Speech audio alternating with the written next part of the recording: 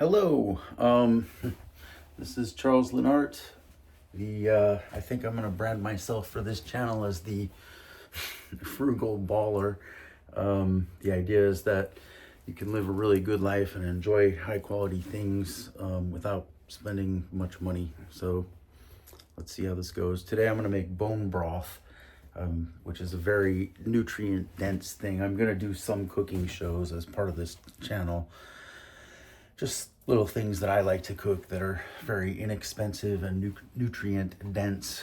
That's the key when you're shopping on a budget and you want to eat high quality food, but you don't want to spend a lot of money on it. You go for nutrient density. So bone broth is one of the most nutrient dense foods you can eat. It's just great. It's got protein and minerals and collagen and vitamins and a perfect electrolyte balance. It's really good stuff. So, and it's expensive. The best deal I've seen is around $11 for a 14-ounce jar, and that's probably not very good stuff. And I'm gonna make today about 10 times that much, about 1.5 gallons almost. And my total cost is under $30 for this, so it should give me enough to last for, who knows, months probably. But bone broth is good because you can use it to, cook other things. You can use it as a base for other soups. You can cook rice in it. Rice is delicious when cooked in bone broth. You can really cook a lot of stuff in it, or you can just drink it, like warm it up a little and eat it like broth. So yeah, it's very good stuff, and I'm going to show you how to make it really inexpensively. So here we go. Okay, so here's the main ingredient, the actual bones. I kind of went uptown on this and actually went to a carniceria. If you have like a Korean or Latino butcher shop around you somewhere, I would recommend going there because they'll give you bones that actually have a little meat on them. I don't actually know what I'm going to do. Some of these seem to have quite a bit of meat. I assume I'll just fish it out after I cook the broth and put it on a sandwich or something. But yeah, you could also, if you eat steak, you can save the bones and freeze them. And I mean, it doesn't really matter. You just need bones. So the first thing we're going to do is braise these bones in the oven for about 20 minutes. I've preheated the oven to 425. And when that's done, then I'll show you the fun part. I should mention that we're looking at about 3.5 pounds of, huesos para caldo, bones for broth. That's what you order in the carniceria. So 3.5 pounds, and it should make us about gallon and a half of really good bone broth. All right, so let's talk turkey. Really, for bone broth, you only need 2 ingredients. You need the bones, and you need apple cider vinegar to get the good stuff out of the bones. You can put whatever you want in there, really. I like to put some aromatics, parsley, bay leaves, peppercorn, got an onion quartered here. You'll notice that I didn't even bother to skin it because it's going to be cooking for 24 hours and we're going to strain off all the solids anyway at the end. Carrots, and of course the bones. So let's talk about the money. Onions, probably $1 for an onion, plain old yellow onion, nothing fancy. I'm only going to use a very small amount of peppercorn, so let's say 50 cents. Bay leaves, maybe $1. Bay leaves are expensive. So we're up to $2.50. The carrots, I happen to remember, were 63 cents. There are 2 of them. So let's call it $3, right?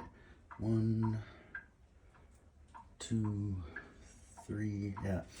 And the parsley was $1.29, so $4.29. We're gonna use about a little more than 2 tablespoons of apple cider vinegar. Negligible, maybe 25 cents. So 1, 2, 3, 4, 5, let's call it. And this is about $15 worth of bones. And actually these bones were a lot meatier than I expected. Some of them, I mean, the meat on these is, you know, very tendony and you wouldn't really want to eat it, but it'll be good for broth because the tendons and all the, you know, the soft tissues have good stuff in them too. But I did get a few decent little pieces of meat off of there, and I will be, I don't know, making a sandwich or something with that, I suppose. All right, and now for the coup de grace. If you subscribe to this channel, you're going to see me using this bad boy a lot. And if you don't have one, I strongly recommend you get one. It's just a slow cooker, crock pot. I got a real big one because I like to make big batches of food. And everything I've cooked in this thing has come out just perfect. And it's so easy. You just chop your stuff up, throw it in the crock pot, put the lid on, and turn it on low and you're good to go. So let me put my stuff in. The first thing I'm going to put in is the apple cider vinegar because I want it to disperse through the water evenly. You want to put enough water in there to basically cover everything by at least an inch. And then I'm going to put my bones in there.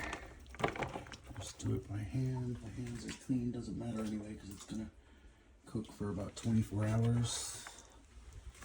So any pathogens that might be on my hands will be boiled out over the next 24 hours.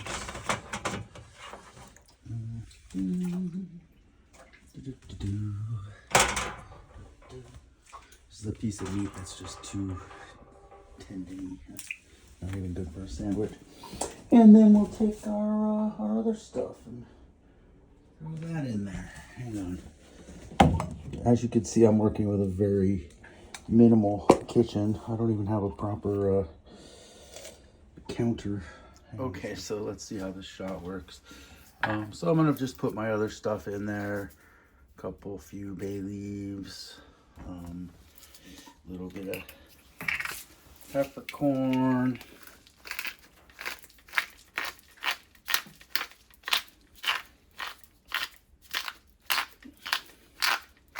Actually smells good already.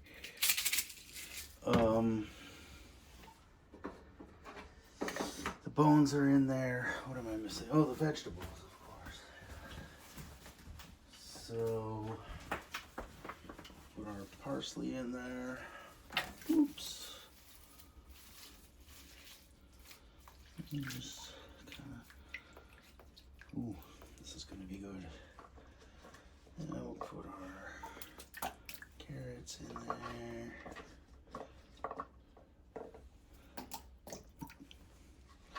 All this stuff is going to cook down to a mush. And we're going to be straining off all the solids at the end of this. So I don't really care. That's about right. And we'll put our quartered onion in there. Skin and all. Now, I believe we're ready to rock.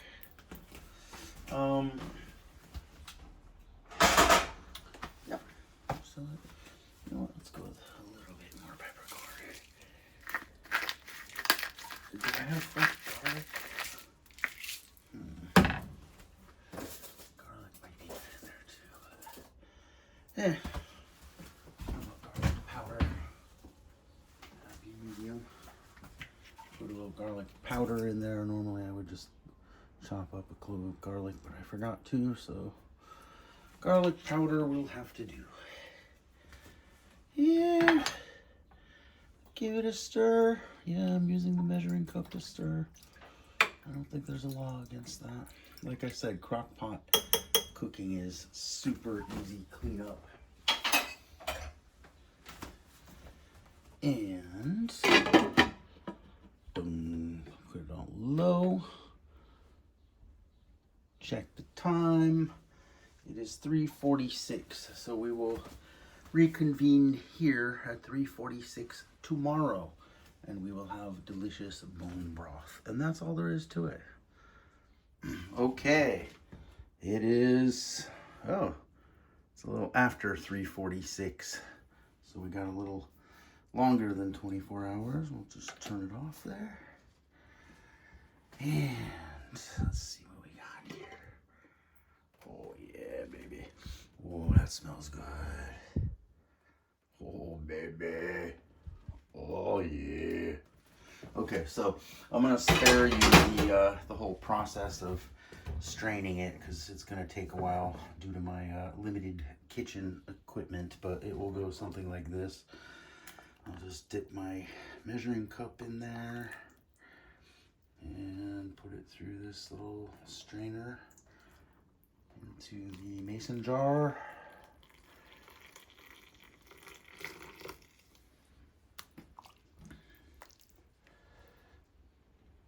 Oops.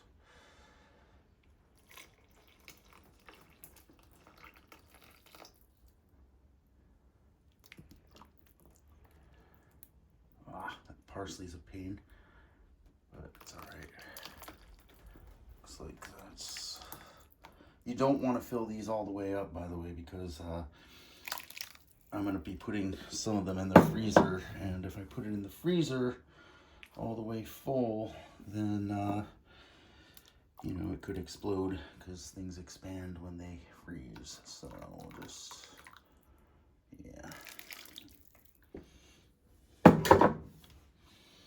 There we go. Yeah, I could probably try to take a little more.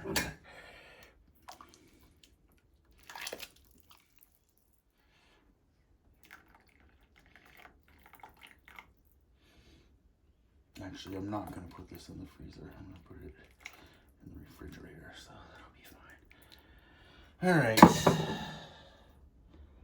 There we go. One jar, which I think is a quart, a little over a quart. Got my stuff in my strainer here, which I'm going to throw in the trash, and then I'll do another one, but I'll spare you the whole process. So, as things worked out, we got, looks like, a little over a gallon. Remember, our total cost was about 20 bucks. You could reduce that cost, by the way, by saving your own bones. So if you cook steak or chicken at home, you know, you can throw the bones in a plastic bag, throw them in the freezer, and then when you have enough, you know, you can make bone broth. That's what our bones look like after the fact. I did pour myself a little mug, which I'm going to drink. You may have noticed that I did not add salt. Some people add salt. Most of your commercial bone broths are pretty high in sodium, and we all eat way too much sodium, and I don't like over-salted food, so I, you know, don't salt my dishes much, and then if people want more salt, they can put salt on, you know, while they're eating it. But, you know, commercial bone broth, you're talking, this is probably, I don't know, a gallon, let's say, well over $100 worth. And I don't trust that they steeped theirs for 24 hours or used, you know, 3.5 pounds of bones to make one, you know, batch. So, you know, a gallon. If you're in business to make money, you're going to use 2 pounds of bones and maybe steep it for 8 hours, you know, save money, all that. So this is a very, very high rolling product. It's incredibly good for your health. Look it up. I won't bore you with all that. It's one of the most nutrient dense foods there is, and it's also low calorie. So 1 cup is about 50 calories, but it's packed with protein and, you know, all kinds of good stuff.